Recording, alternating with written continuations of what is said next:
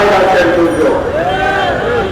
আমাদের দুর্যোগের জন্য বলছি, আজকে যারা সরকারে আপনারা জানেন, এই এলাকার মানুষ জানেন, সারা বাংলাদেশের মানুষ জানে, এখানে প্রশাসন যদি একটি সন্ত্রাসী কর্মকাণ্ড করে আর আমার নেতা কর্মী যদি আহত হয়, নিহত হয়, এর দায় দায়িত্ব সব আপনার থাকবে।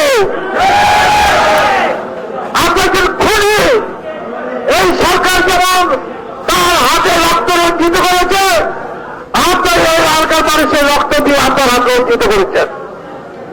কাজেই এই এলাকার জনগণ আপনাকে কোনোদিন মাফ করবে না। তাই আমি বলতে চাই, আসুন আমরা ঐক্যবদ্ধ থাকি এবং আমাদের জনগণকে আমরা উদ্বুদ্ধ করি।